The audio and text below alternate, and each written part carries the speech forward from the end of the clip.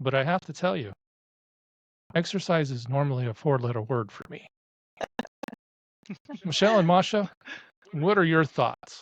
Is exercise always good for you? Does it always relieve your stress? I think over the years, my mindset about the word exercise has changed. As a young adult in my 20s, I never thought about I got to go exercise. It was I got to go to the gym.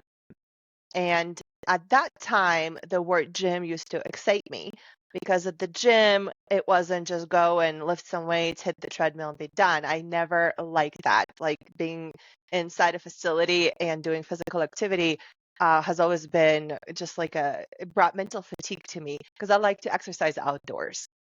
So when I did need that exercise to relieve stress and energy for that specific reason, I would only bank 10 minutes to go to the gym because I enjoy outside. I would go in, hit the treadmill, run a mile, and get back in the car and go home. And I could do that every day, and I was in top shape of my life. I really enjoyed it. It did not take any mental real estate. It just get in, get out, be done, and that's it. As an adult, more mature adult, if I think about going to the gym, I get instantly like nauseous thinking about it. I'm like, okay. Well, if you tell me let's go to like a Zumba class or a yoga class, it's a form of exercise too, but it's a different association for me and I get excited about it. And yes, I love it. It gets the stress tension released and I'm on my way. But if you tell me, what my daughter tells me, Mom, let's go to the gym. I'm like, whoa, what is wrong with that request? She loves going to the gym. She loves exercising. But in order for me to get to the gym, it's a huge effort. Once I get there, I'm okay. I can do it. It's getting there that's the problem for me. Okay, so she's up in the air, waffling quite a bit. Michelle, what's your take?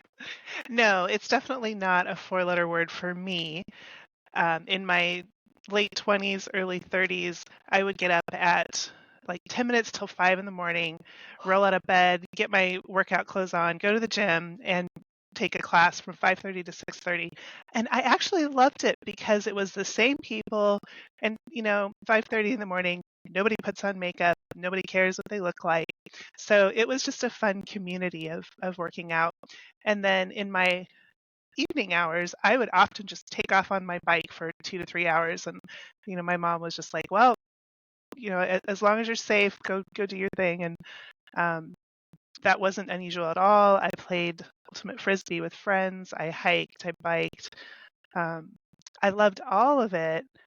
However, over time, as my career started picking up steam, and of course I married you and life changed because we had got a house and then you get your pets. Life just gets busier. So I found that I just didn't have as much time for it. And over the course of 15 years, I went from very, very active to, okay, now I love to walk. So I don't do that strenuous exercise, but I still love to walk. And in fact, that walk you talked about yesterday, I'm pretty sure there was some persuasion on my part to get you to come with me.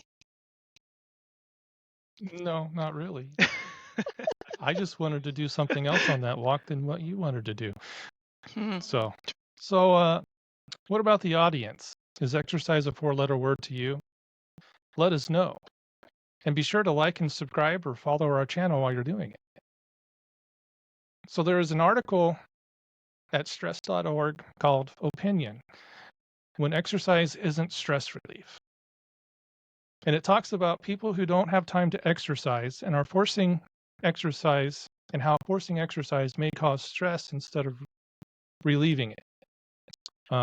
Forcing yourself to exercise in a way that you don't enjoy was one of the things they brought up in the article. And rigid routines may work counteractively, causing more stress. So if you do enjoy exercise, but you're on a really rigid routine and you're already kind of stressed out, that rigid routine can potentially cause stress. What are your guys' opinion on that article?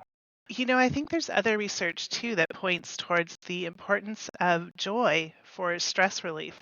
So it doesn't surprise me that people who don't enjoy exercise, that for them that can actually cause some stress.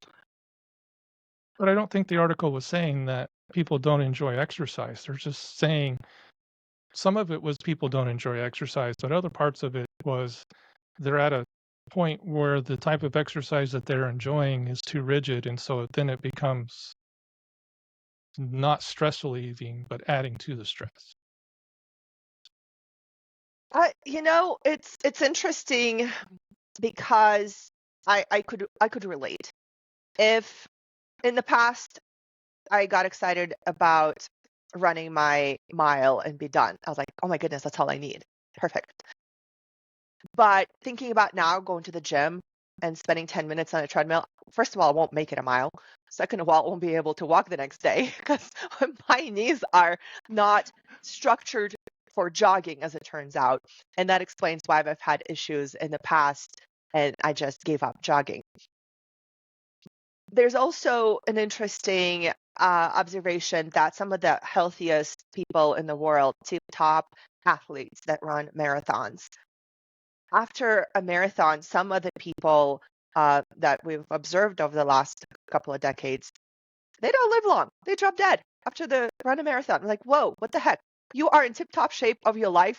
You run this marathon, it's your life dream, and then you drop dead. I'm like, well, that gives me an excuse not to run a marathon because I know I will drop dead. So, but I think that's a good observation too.